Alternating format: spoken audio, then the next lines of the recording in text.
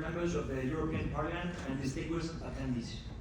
I would like to thank you for the opportunity to address you today on such an important topic, one that is fundamental to our common future.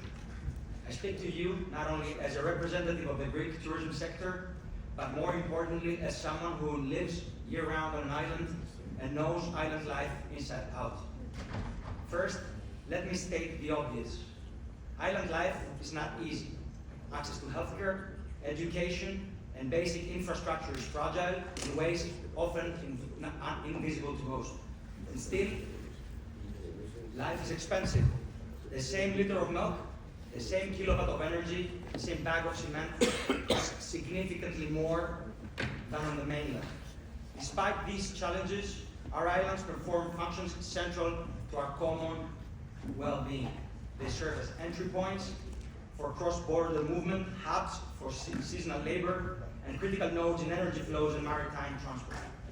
And their ability to perform those functions, despite challenges such as irregular migration and climate disruption, is at stake today. In my country, tourism accounts for 1/3 of indirect GDP, and 2/3 of that value is created on islands. Hence, for us, tourism is a vital cross-sectoral engine supporting businesses in construction, agriculture, energy, and shipping.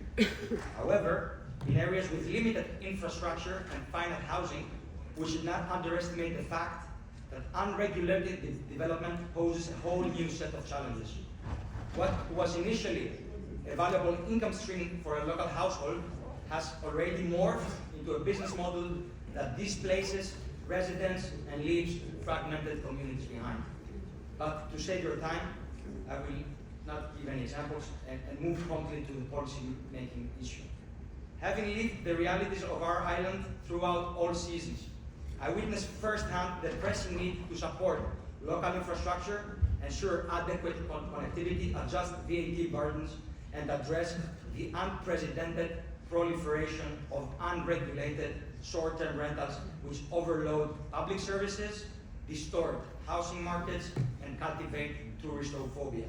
Therefore, I urge you to focus on crafting smart, targeted policies that allow existing businesses to reinvest and reinvent themselves as high-value added contributors, ultimately protecting our home for our residents and our visitors. Ladies and gentlemen, Greece has 200+ inhabited islands, home to 15% of its population, and many of them lie along EU's longest maritime border with a third country. If Europe is serious about cohesion, it must be serious about its islands. Without targeted investment, adequate connectivity, and long-term infrastructure planning, many of these places will never play the roles they're supposed to. Allow me to make myself clear. The strategic depth of Europe relies on the future of our islands. These are not marginal territories, but the living frontiers of our union. When infrastructure investment bypasses these areas, either due to logistical challenges or limited risk appetite, we don't only lose economic opportunity, we lose our people, we lose our influence, and ultimately we erode our capacity to sustain life where it is most strategically necessary. For this reason, I'm here to promote dialogue on policies that understand that at stake is not merely the preservation of a lifestyle, but our civilization itself. Because it is the islands that our most important values, solidarity, resilience, cohesion, that are tested the most. I'm also here to convey the sentiment of my fellow neighbors in all the European islands, that we will stay in these places to support our schools, our elders, our communities.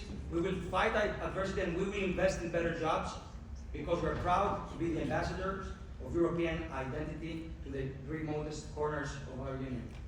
Dearest dear members of our European community, you have demonstrated again and again your commitment to our values that transcend borders and generations. I urge you once more to stand by your legacy and show not only that these values matter to you, but also that these islands matter to Europe. Ευχαριστούμε πάρα πολύ, κύριε Χατζή. Το λόγο θα δώσω αμέσως